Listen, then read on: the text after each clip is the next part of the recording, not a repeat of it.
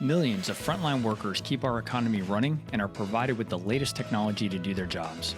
But digital adoption, especially by frontline workers, is really hard. This is Frontline Innovators. We explore how to overcome challenges and achieve success when we empower our essential workers. I'm Justin Lake. And I'm Gene Signorini. Together, we speak with experts who are leading the way and driving digital transformation to the front line. This podcast is sponsored by Skillful, on a mission to help frontline workers learn and use the technology needed to succeed in their jobs. Welcome to the Frontline Innovators podcast. I'm your host, Justin Lake, and we have another amazing guest on the show today. My guest today is working at the intersection of people analytics, organizational psychology, and change management. She's a certified change management practitioner and is currently a people analytics change leader at Schneider Electric. Please welcome Alanna Roesler. Hello, Alanna. Hi, Justin. Great to be here today. Thanks. Really excited to have you on the show and ready to kick it off with the question that we ask every time at the beginning of the show, which is, what do you think is the biggest challenge facing the deskless workforce today? And a good question to always kick it off. I enjoy listening to the podcast and hearing everyone's answers. So from my perspective, I work directly with the HR organization, providing analytics and technology solutions for them to utilize to help drive the people strategy at our organization. And so what I see that translating to is challenges around the frontline workers in terms of innovation moving fast. Change is moving fast. Technology is coming at us all very fast. And we're being expected to take that all in and leverage all of these great solutions to the best of our ability as people, as well as the best of the technology's capabilities.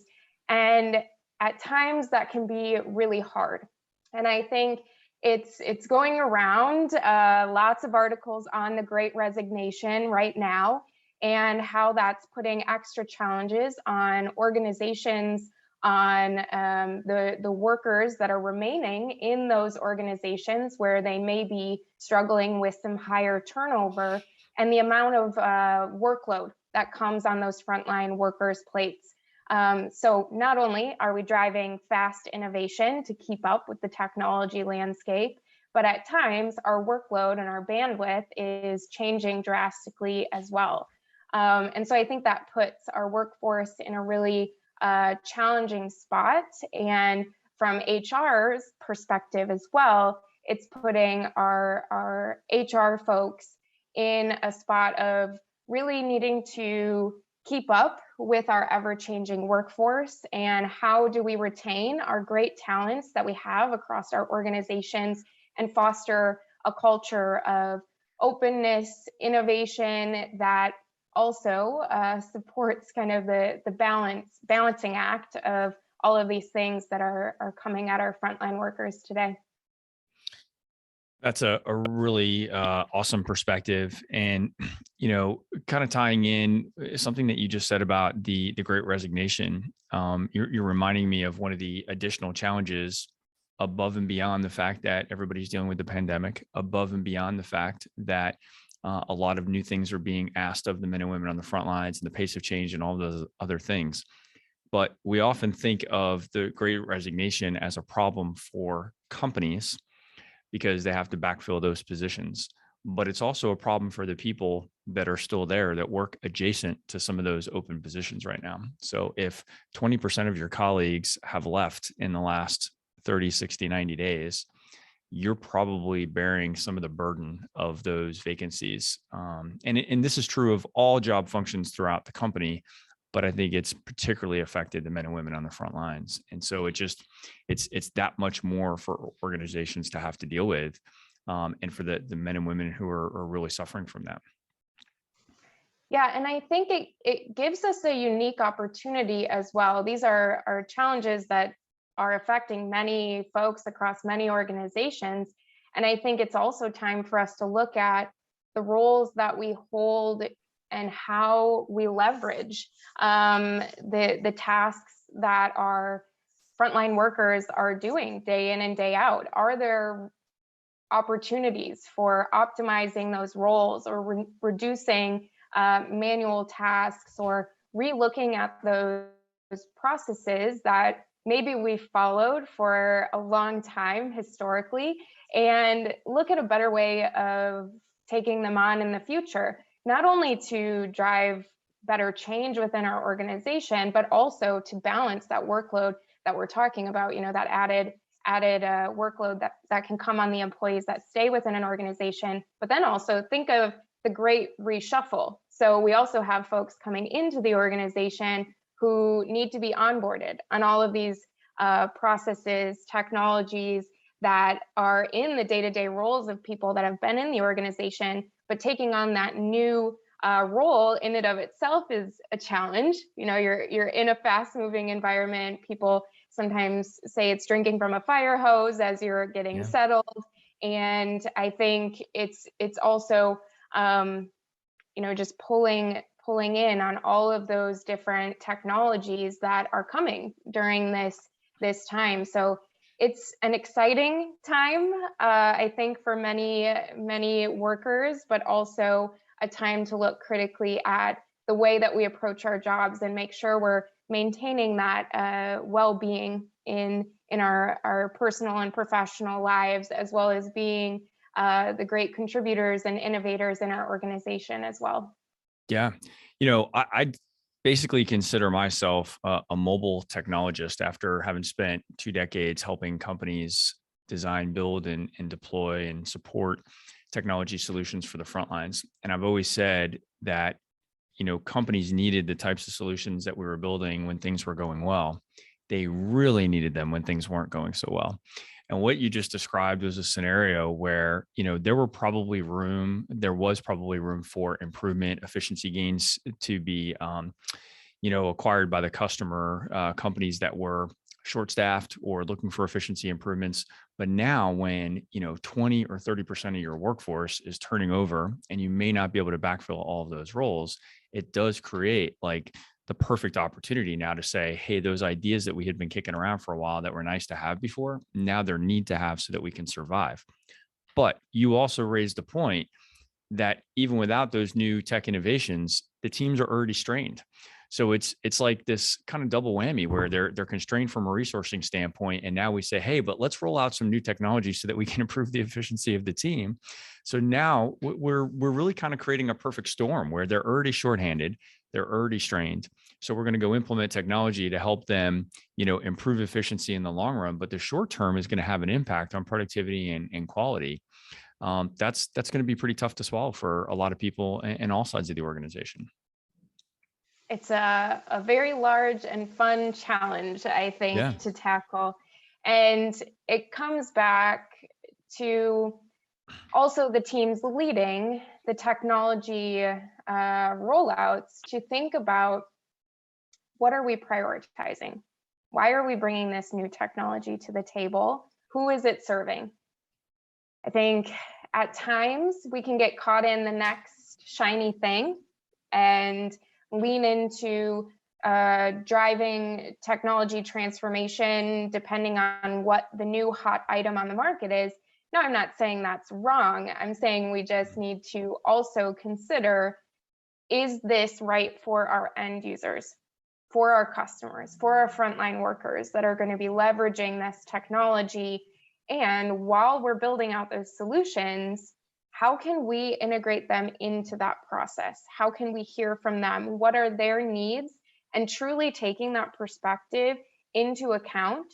We are experts in the technology space. If that's where you sit in your organization, you have those experts, you know what technology is going to work best with your systems and so on and so forth. But do we also have that skill set or that perspective on the human aspect of that change, or how that fits into our technology? And while we're working through this challenge of all of these changes happening, and as you're saying, these are not just nice to haves anymore. Some of these changes in technology are, we need to do this and we need to do this now, but how can we set that up correctly to optimize that process and get to those desired outcomes? And I think that's where the challenge can come in of how we approach those situations and what perspectives are taken into account. Because at the end of the day, many times the users of those pieces of technology are not the ones building it. So how do we leverage the expertise across those diverse teams, speak each other's languages, and keep that end goal in mind when we're building out the solution that we have? Yeah.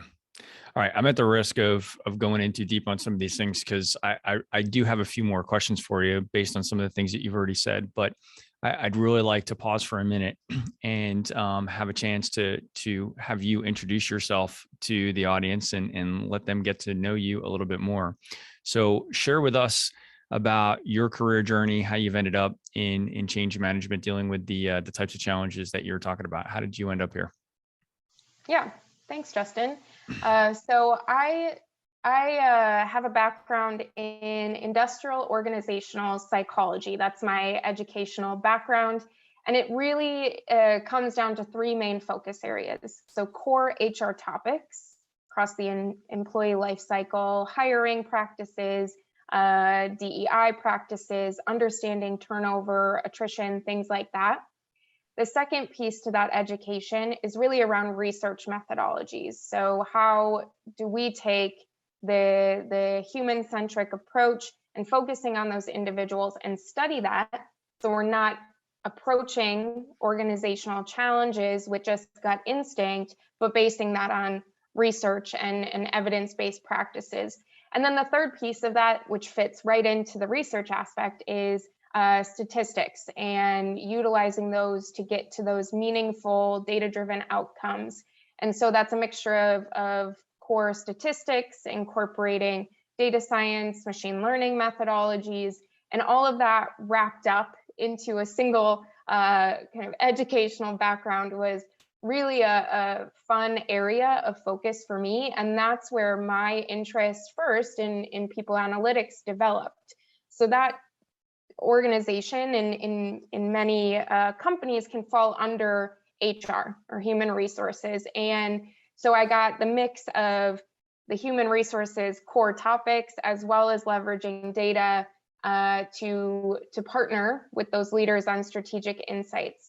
And as I started working with my wonderful global people analytics team at Schneider Electric, I started to realize, as we are launching these new products, what are all of the steps that go into that proper launch? How are we socializing these new solutions with the users in order to gain their excitement and get them on board with the change that we're trying to drive? And that was really the start of my work in change management. I kind of fell into it first and foremost. I was an analyst and consultant in between the analytics teams and the HR organization, but then started to realize, all right, some of these core pieces like communications and training are really core to what we do in a technical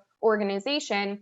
And of course, if there's change management practitioners listening, and something that I hold very close to my thought is, well, communication and training is not the only piece of change management. It is only two parts to that puzzle. And so as I've continued on this journey and taken on leading the global change management capability for my team, it's really understanding, how do we take a holistic approach of change management beyond communication and training to incorporate things like change legacy, how that approaches what we do in the future, looking at those risks that come along with any project that we release, and putting together clear action plans to help mitigate that risk. As I talked about earlier, looking at and hearing from those end users to incorporate their perspective. So it's been a really fun journey for me, starting as an analyst, falling into an area that I really had a lot of interest in, is taking a different approach to our technology launches. And for us, that's many times analytics solutions. And then starting to look at it in a more holistic light of the full change management approach, as well as culture transformation around leveraging data in our decision-making processes. So lots of facets here that over the last few years have developed. You're really making me think about change management from a very different vantage point with the way that you just described your role. And I wasn't prepared to ask you about this, so I'll probably botch the question. So forgive me if I say this the wrong way, but I feel like a lot of times when we talk about change management, we're talking about the softer side of things. We're talking about the people, maybe a little bit more subjective elements. We're talking about strong human empathy. And I'm not suggesting that you also don't think of those things, but your description of this is coming at it from much more of a data-driven standpoint. And I think you're really one of the first guests that we've had that have talked about it in that light. And I don't know, I just like to explore that. I guess I'm having a hard time even thinking about what the right question should be there, but it's just more of an observation that as I listen to you describe your role and how you think about the human aspects of change, it was much more focused on data and analytics and statistics versus just empathy mapping, for example, or kind of really understanding the emotional side of things. So talk me through that a little bit. Yeah, I think there's two parts to how I can answer this question or answer this theme just talk here. It through. Yeah. So first, I'll speak on the work that we do in my people analytics team, and then second, I can also go into how data can be leveraged to optimize change management practices, because I think there's two pieces here. So the first one around the data-driven approach. So within many organizations, we keep hearing more and more about this data-driven culture. We need data to drive our decisions. There's a huge focus on now incorporating more AI into optimizing processes, or getting to outcomes and removing some of those manual processes that are happening currently in organizations. So this transformation is well underway in organizations. And so within my team, we are bringing those solutions, data, classic BI solutions, search-driven analytics, and partnering with leaders to have advanced analytics use cases to enable those decision-making processes across HR, which has a reach onto our customers, our overall business, our leaders, our managers, so on and so forth. And that culture change, technology is a very important piece of it. The analytics solutions that we bring to the table are huge, but we also need to think of it in a few other facets, including that community that we foster to support those data-driven decisions. This is a new skill set that many frontline workers or HR professionals maybe haven't developed. And so the technology is a huge piece of it, which is a lot of what my team focuses on. But in addition to that, how do we foster this community where people can come and ask their questions at whatever level they are? Maybe we're talking about a specific KPI that's measured, and they don't have any understanding of what that KPI calculation is, definition, so on and so forth. So we need a welcoming environment that can, one, help them boost that data literacy, or in another context, that literacy around using a new technology or new product. But how do we create a welcoming environment so they can thrive and learn and upskill themselves to get to a place where they're confident using that new product or technology, and in my case, many times data-driven decision-making or an analytics solution.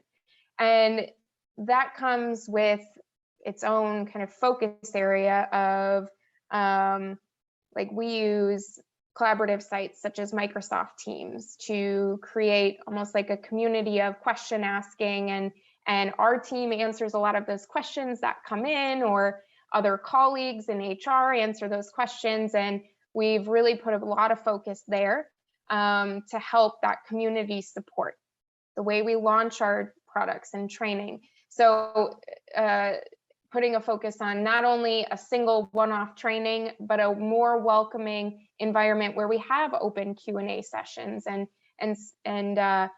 support documentation that they can utilize. So those are just a couple of the facets that kind of fall under how we are looking at this data-driven transformation. And I think this resonates across many technology transformations that organizations go through.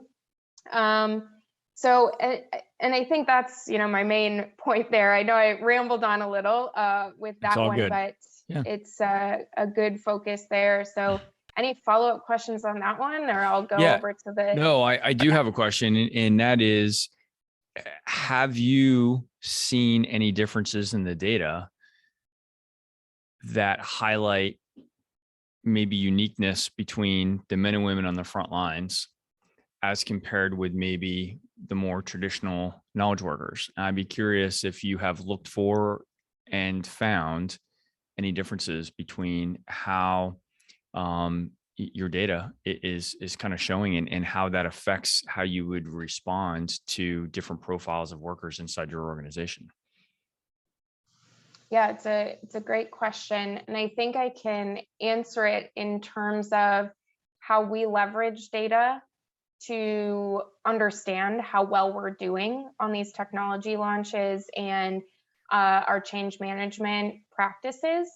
So one thing that we utilize quite often is our adoption metrics. So we have created dashboards that help us understand our usage of our analytics solutions. And this allows us to look at the adoption rates of our products, how many active users we have, how often are they coming into those tools, and diving into that at multiple levels. So if you think of a high level adoption rate, okay, we have a piece of technology, an end user has come in once, and across all of the user base, we have 40% adoption. Well, that's one single metric. Yes, that's data that we're incorporating and it can help inform us, but it's kind of what I would call vanity metric of just high level. Maybe it's painting us in a good light, but where you're really going to find that value is deep diving into the next level below that.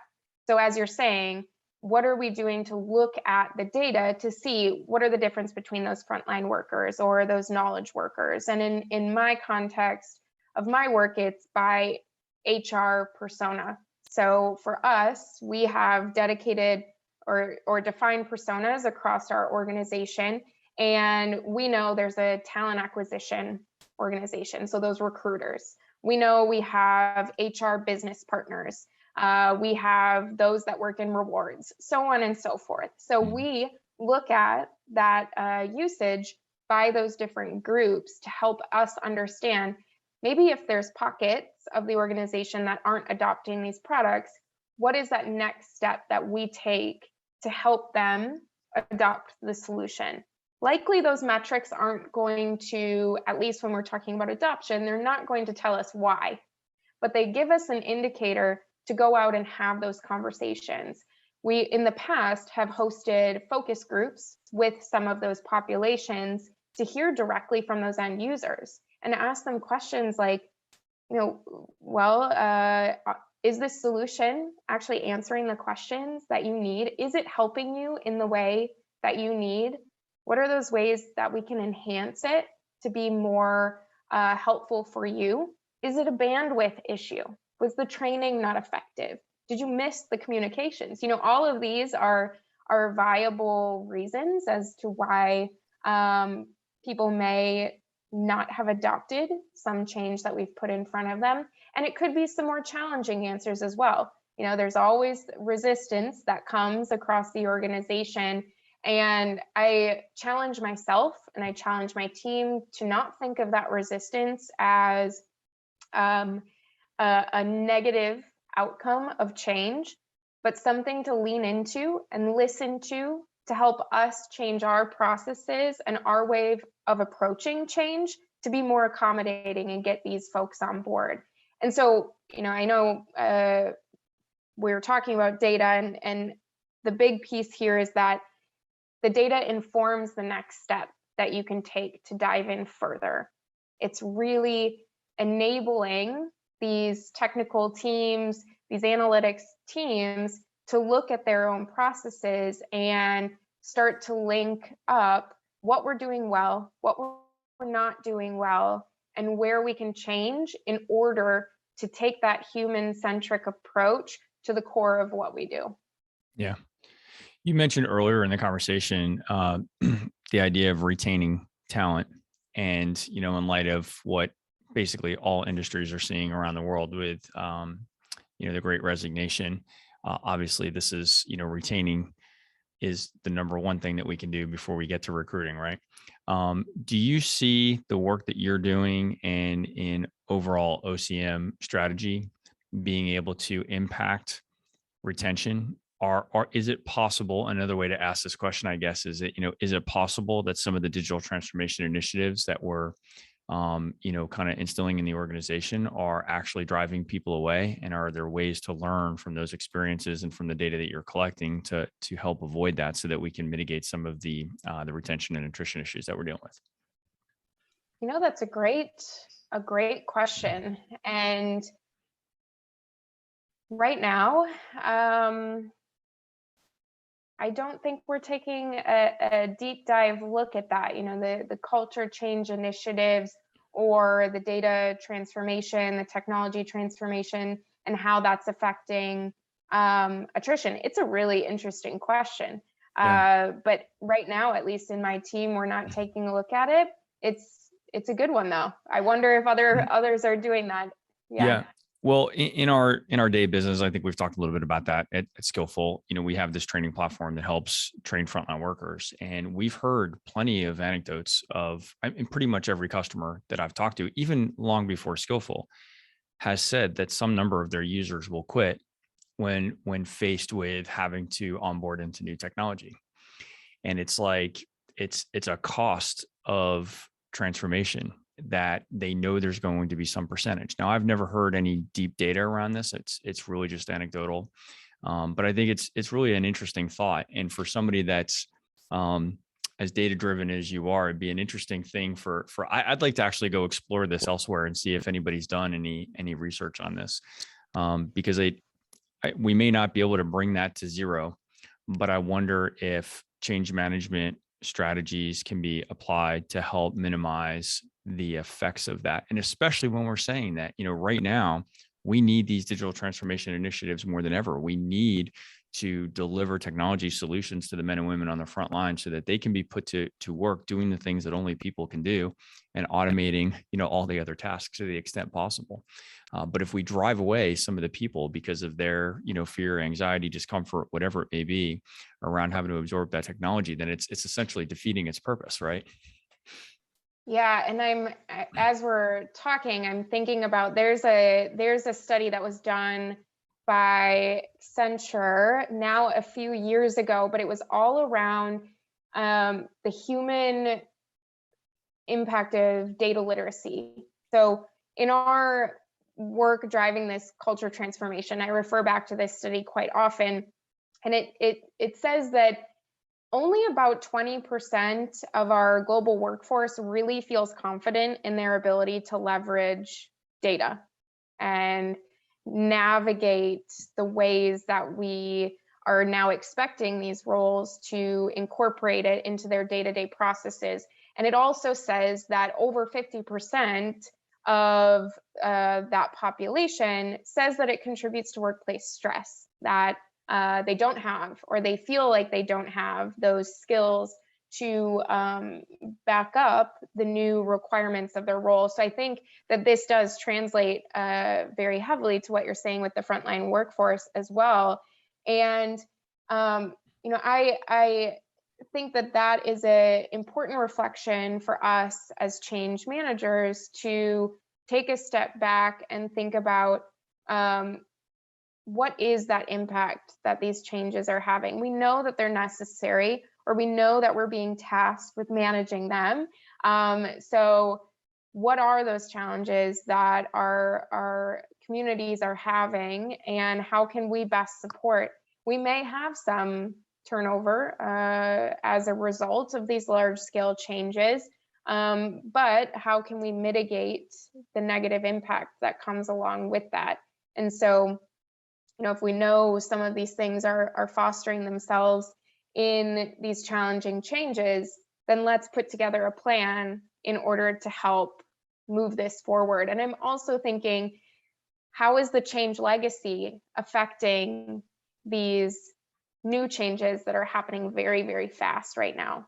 So if a change has happened in the past where a new technology comes into place, and then now 1 year later, we've got another change, but the previous one didn't go very well, how much faith is that population going to have that this next level change is going to also be successful? If we know that change legacy has some challenges, then we should be going into this next level of change, understanding what's irking them, or what those root causes are, so we can better prepare and work in an agile way as this next level change is coming out, to better set us up for the future.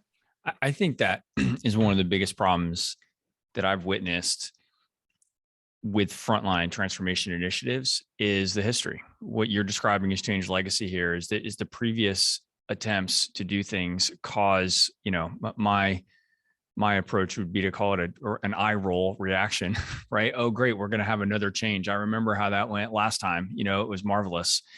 And, the company spent all these millions of dollars and there was this big initiative, and here we are 12 or 18 months later, and we're either not using it or we're not using it the way we were expecting, or now they're coming out, quote unquote, are telling us that they're going to change something again. I think that's a really big deal. When we talk so much in just transformation and in change leadership about credibility and transparency and the communication and all the other, and trust, all the other things that are imperative for this new change to be successful, but that history can really break things down.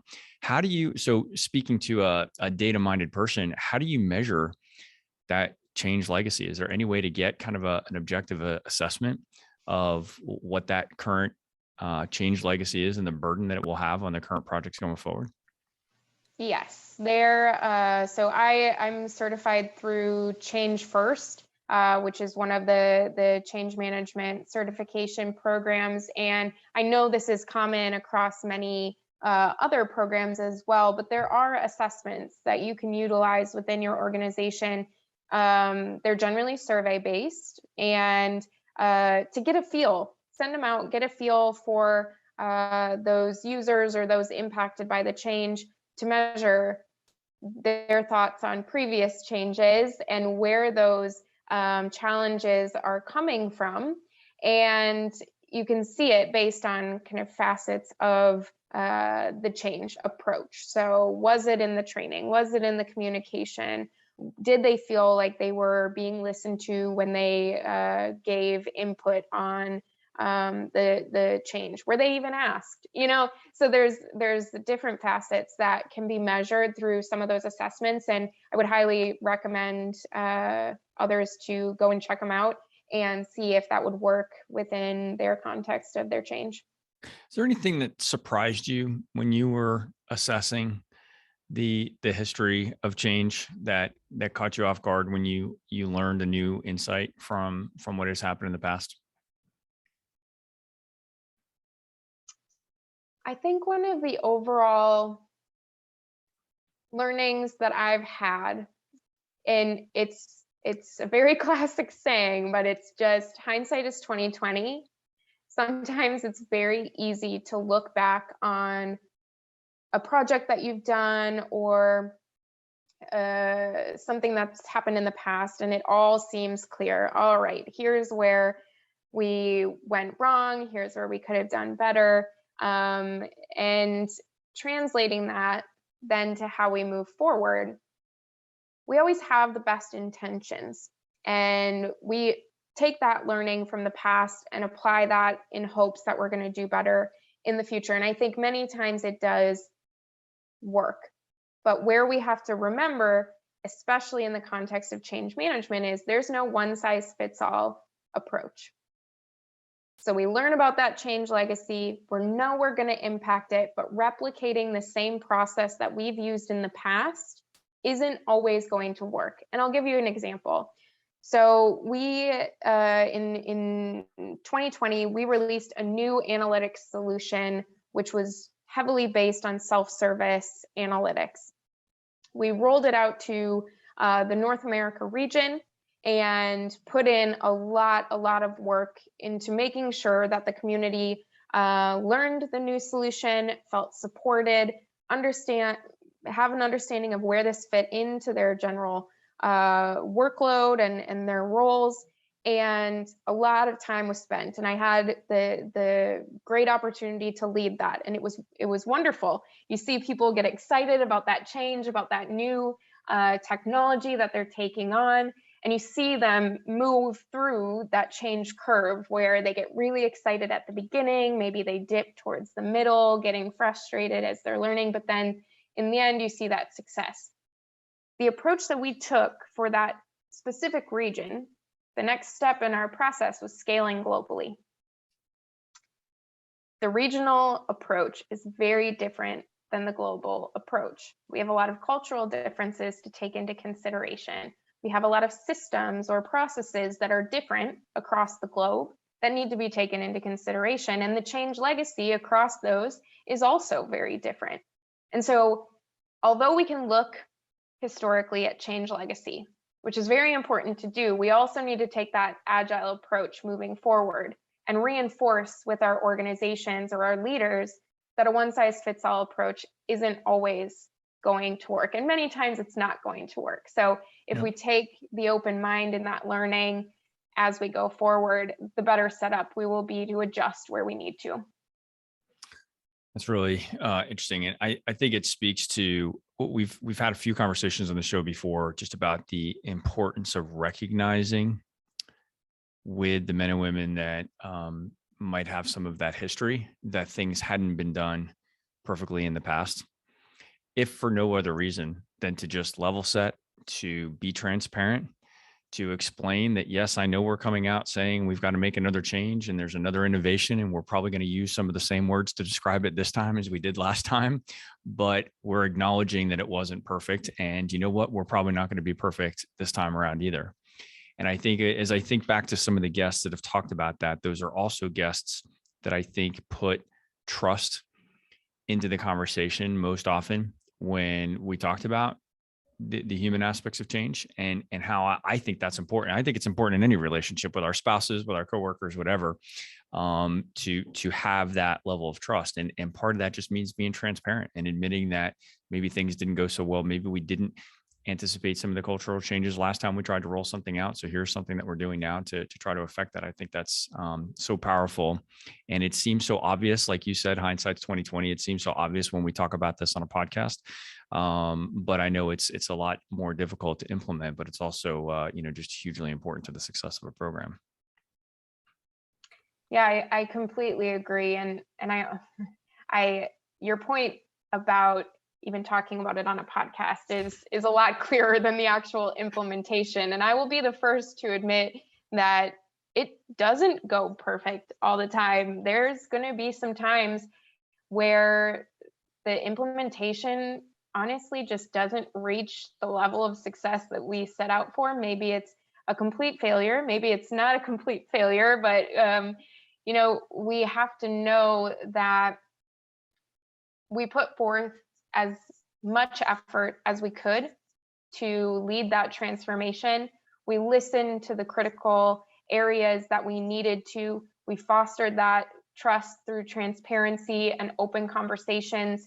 And we really approached the change in the best that we could at that time. There's a lot of outside factors that affect when and how a change is launched. That sometimes is very much so out of the control of the change managers, out of the leaders of that team, and out of those that are affected by the change as well. And so I think it's a challenging part of change management, but something to lean into and understand that, failure is not a representation of the approach that you took, or your skills, or the organization's,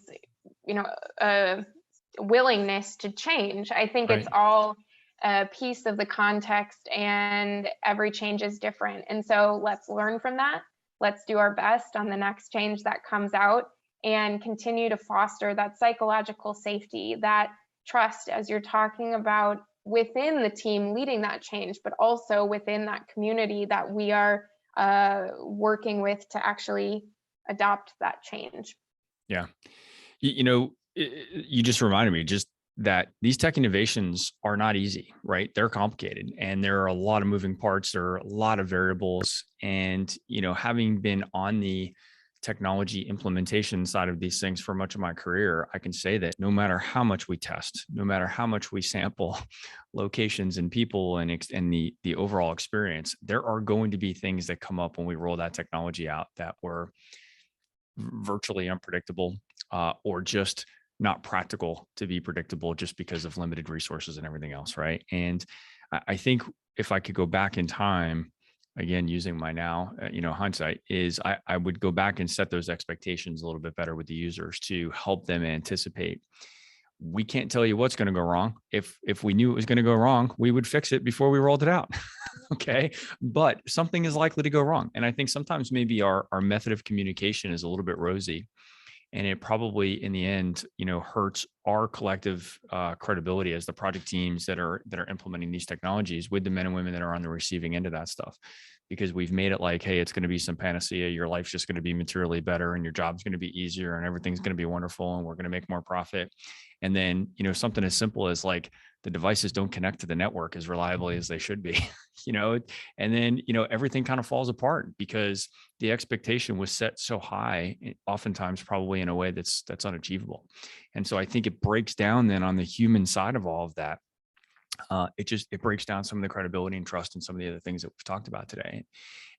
So it's going to make this project harder. And then to the point you've really helped me see is that concept of change legacy, that the history that we're building as we're doing things today. Now, when we have future changes, if we've lost that credibility, and if there's a big burden on the team from those previous experiences, it's going to be that much harder in the future. Yeah, definitely. So we're already coming up on time here. But I do want to ask you something here. I'm curious if there are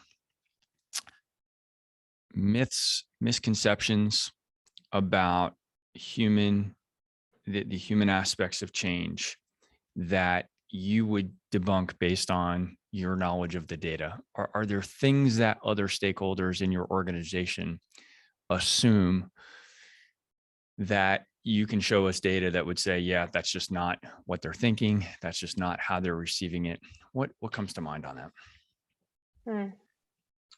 I may flip your question a little. I think one of the biggest myths that I am currently working through is with my own team adopting change management practices, and leaning into the fact that we all have very different skill sets, and that's something to be celebrated.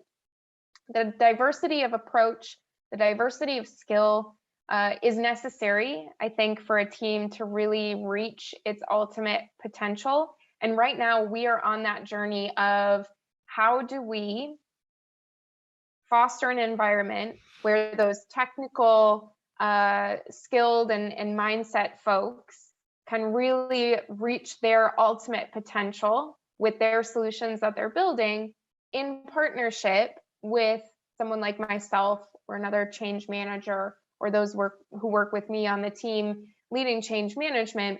How do we bring these two items together? Because sometimes we speak very different languages.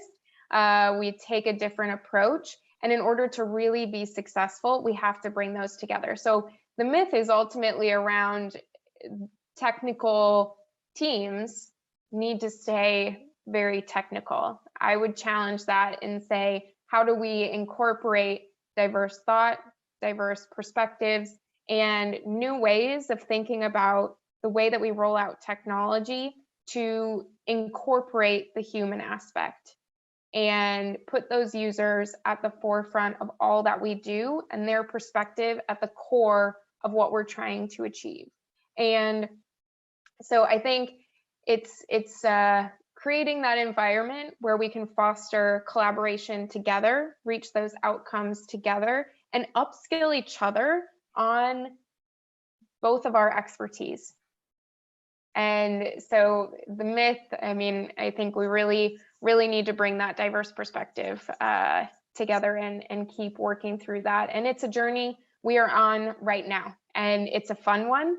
And we've seen some of those benefits pay off when we're able to really come together with the analytic solutions that we're putting out there. So it's how do we continue to grow together in that collaboration?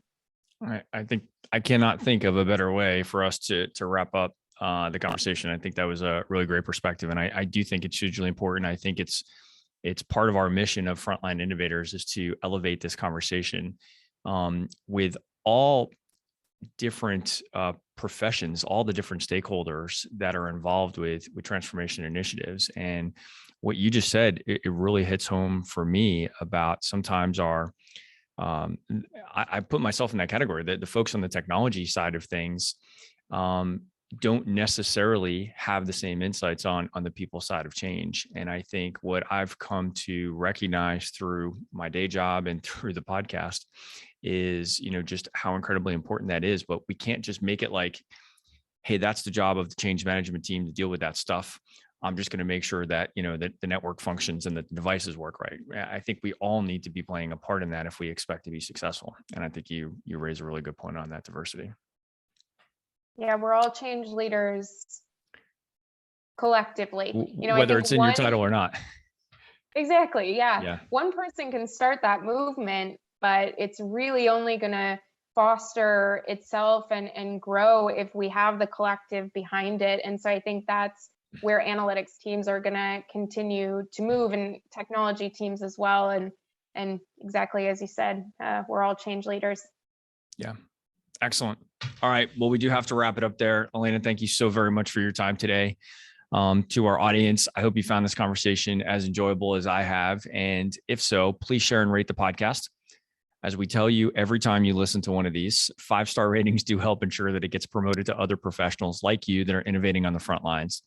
This podcast is sponsored by Skillful, the mobile digital adoption platform for deskless and frontline workers. Visit the website at skillful.com. That's SKYLLFUL.com. And if you, the audience, or you, Alanna, know someone else out there innovating on the front lines, we'd love to hear about it. Reach out to me on LinkedIn and introduce yourself or somebody else that might be innovating on the front lines. We'd love to hear about it and have them on the next episode. Alanna, thanks again for your time today. It's been a great conversation.